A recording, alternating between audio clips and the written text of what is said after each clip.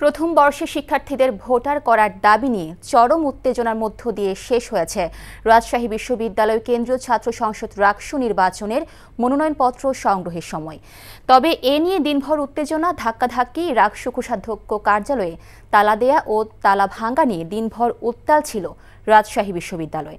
রাজশাহী থেকে সমসাজু রিপোর্ট, ক্যামেরায় ছিলেন শরীফুজ্জামান রয়েল।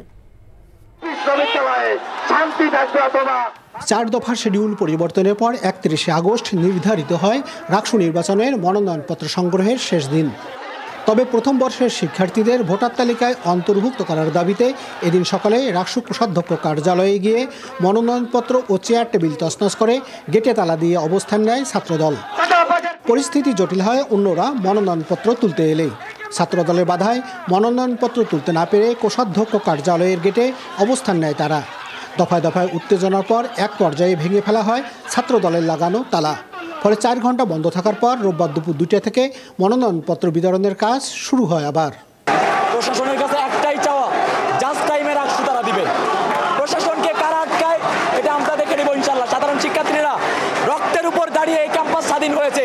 ফরম উত্তোলনে বাধা দেওয়ার ক্ষেত্রে একটা গোষ্ঠী, আমি সরাসরি যদি নাম বলি, বাংলাদেশ জাতীয়তাবাদী ছাত্র দলের আমাদের ক্যাম্পাসের ভাইয়েরা, আমরা তাদেরকে ভাই বলি, তারা মনোনয়ন ফর্ম উত্তোলনে বাধা দিয়েছে। এদিকে ছাত্র দলের দাবির সাথে একমত পোষণ করেছে জাতীয়তাবাদী শিক্ষক ফোরাম। আমি আশা করব প্রশাসনের বুদ্ধির উদয় হবে এবং অতি শীঘ্র এটা সমাধান করবে। উদ্ভূত পরিস্থিতিতে জরুরি বৈঠক করেছে রাকসু নির্বাচন কমিশন। বৈঠকে প্রথম বর্ষের শিক্ষার্থীদের ভোটার করার বিষয়ে কোনো সিদ্ধান্ত হয়নি।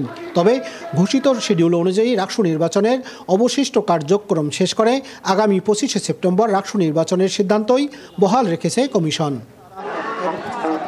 সমসাজু, NTV নিউজ, রাজশাহী। বান্ডেল থাকলে প্রতি সেনমানিতে টাকা বাঁচবে।